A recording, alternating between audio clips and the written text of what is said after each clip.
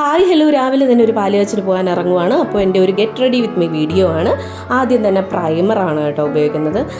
ഞാൻ daily use ചെയ്യുന്ന products ഒക്കെ വെച്ച് തന്നെയാണ് ഇറങ്ങുന്നത്. ലിക്വിഡ് ഫൗണ്ടേഷനാണ് ഞാൻ യൂസ് ചെയ്യുന്നത്.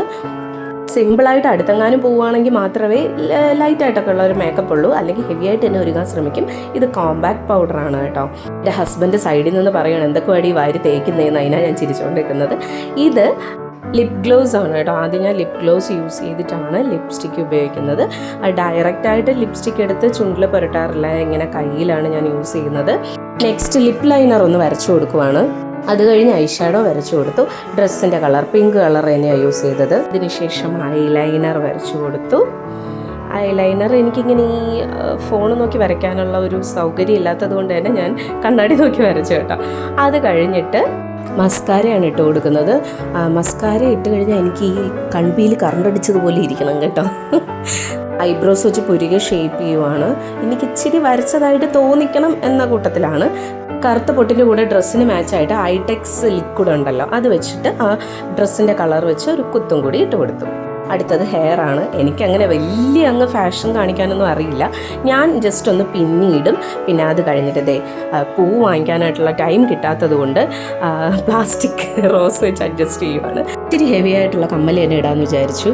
അത് കഴിഞ്ഞ് കുങ്കുമം ഇട്ട് കൊടുത്തു. എവിടെ പോകാൻ ഇറങ്ങിയാലും വാച്ചിൽ ചാർജ് ഉണ്ടാവില്ല. ഞാൻ ഭാഗ്യം എന്ന് പറയുകയാണ് കേട്ടോ, വാച്ചിൽ ചാർജ് ഉണ്ടായിരുന്നു. അത് കഴിഞ്ഞിട്ട് ഇങ്ങനെ വെള്ള കല്ലുള്ള ഒരു വള ഇട്ട് കൊടുത്തു.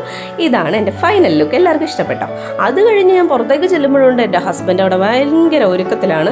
എൻ്റെ കുഞ്ഞ് കണ്ടോ, വാച്ചൊക്കെ എടുത്തുകൊണ്ടൊന്ന് കൊടുക്കുവാണ്. അങ്ങനെ ഞങ്ങൾ ഇറങ്ങി. ഈ കാണുന്ന ഓടിട്ട വീടില്ലേ, അവിടുത്തെ ചേച്ചിയും ചേട്ടനും വാങ്ങിയ വീട്ടിലാണ് പോകുന്നത്. അപ്പോൾ ഭയങ്കര വെയിലായത് കാരണം വിബുക്കുട്ടനെ വീട്ടിൽ കൊണ്ടുവന്ന് അച്ഛനെ ഏൽപ്പിച്ചിട്ടാണ് ഞങ്ങൾ പിന്നെ യാത്ര തുടർന്നത്. പാപ്പനംകോട് വരെ പോകാനുണ്ട്. പകുതി ദൂരം എത്തിയപ്പോഴേക്കും ഞങ്ങൾ രണ്ടുപേരും വെയിൽ കൊണ്ട് തളർന്നു. അങ്ങനെ ഒരു മിൽക്ക് ഷേക്ക് ഒക്കെ വാങ്ങി കുടിച്ചിട്ടാണ് ഞങ്ങൾ ആ വീട്ടിലേക്ക് എത്തി. ഇതാണ് കേട്ടോ വീട്. നല്ല ഭംഗിയുണ്ടായിരുന്നു കാണാൻ. ഇൻസ്റ്റാഗ്രാമിൽ കണ്ടിട്ട് അവർ മേടിച്ച അടിപൊളി വീടായിരുന്നു കേട്ടോ. ഇവിടെ നിന്നപ്പോൾ നല്ല സന്തോഷം തോന്നിയെങ്കിലും ചെറിയൊരു വിഷമവും തോന്നി. ഇനിയിപ്പോൾ നമ്മുടെ വീട്ടിനടുത്തേക്ക് ചേച്ചി ഉണ്ടാവില്ലല്ലോ എന്ന്. അത്ര കൂട്ടായിരുന്നു. കൊടുക്കലും മാങ്ങലും വരലും പോക്കും ഒക്കെ ആയിട്ട് അങ്ങനെ അത്ര സ്നേഹമായിരുന്നു ആ ചേച്ചി. പിന്നെ ഞങ്ങൾ സദ്യ കഴിച്ചു. 2 ഇനം പായസം ഉണ്ടായിരുന്നു. അതൊക്കെ കൂട്ടി സദ്യയൊക്കെ കഴിച്ച് ഞങ്ങൾ അവിടെ നിന്ന് ഇറങ്ങി. അപ്പോൾ ഇത്രയേ ഉള്ളൂ. Tata bye bye, see U.